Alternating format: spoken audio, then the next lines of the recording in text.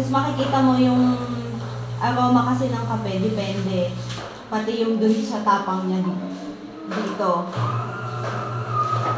Tatapusin mo lang siyang tumulo na gano'n. Ngayon, kung mababa yung gagamitin mo, kunwari ito, pwede mong ibaba to. Kung mas mababa yung gagamitin. Pwede mong gano'n. Okay? Yan. So, ito na yung kape. Makikita mo yung aroma ng coffee pag yung cream niya, ganyan. Pero pag flat yan, ibig sabihin, pangit yung pagkakashot ng kape. Tapos, nalagay mo siya, mag-add ka lang ng water. So, ang gagawin yung water, ito lang siya. Baba mo lang. Gusto sana siyang ano. Tapos, huwag masyadong puno. Ngayon, papatikman ko sa inyo to para makita niyo yung tapang ng isang shot. Hindi ko kasi pinuno eh.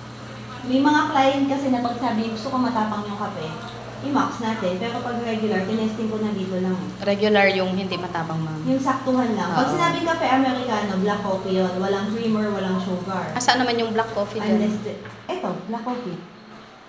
Pag sinabing black coffee, wala siyang creamer, wala siyang sugar. Black coffee lang Americano. Pag nag-request sila, kaya nga black coffee, di ba? Pag nag-request sila, sa kanyo lang sila bibigyan ng tig-isa. Isang coffee mate, isang sugar, tsaka stirrer. Tapos yung takip. Ito, di ba? So ngayon, ito, ganyan lang yung nilagay kong water. Dagdag natin. Tikman nyo ngayon kung sa tingin nyo na yung tapang ay okay na. Kasi mag-a-adjust tayo. Tapos, black coffee yan ha. Pag sabing gusto ko black coffee or kape Americano, yun. Ang description ng kape Americano, black coffee siya.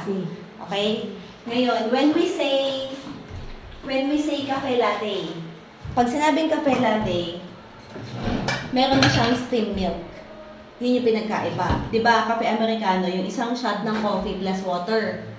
Pag sinabing cafe latte, isang shot ng coffee, tapos instead na ang gagamitin ay water, milk na siya.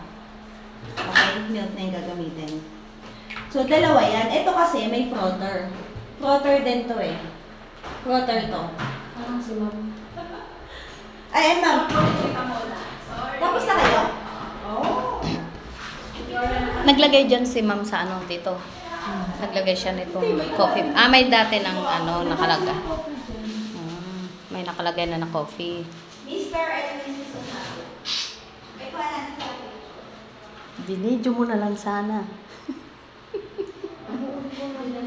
Isisend ko naman to sa ano natin. Kasi mapuno na lang yung apps ko sa'yo, malapin yung kamay. Ano ko sa GC natin. Ayan, kung gusto nila na may coffee made at sugar, at saka yun, yung stirring nila. Okay po. Ito ma'am.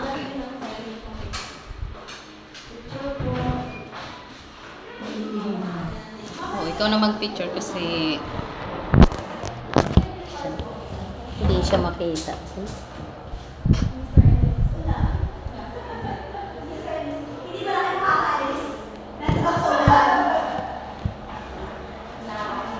Aalis din pala ako. Teka lang ha. Kasi yung sasakyan. Ang susi ko.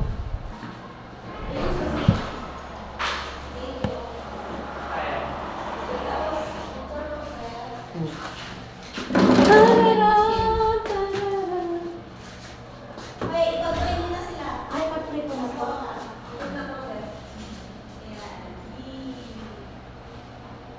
Mas pura ko ng pilot ko. Ang on and off niya nasa likod.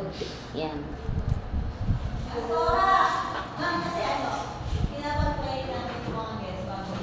Yan, on and off niya nandito sa likod. Yan, on and off. Ito yung lalagyan ng coffee. Diyan.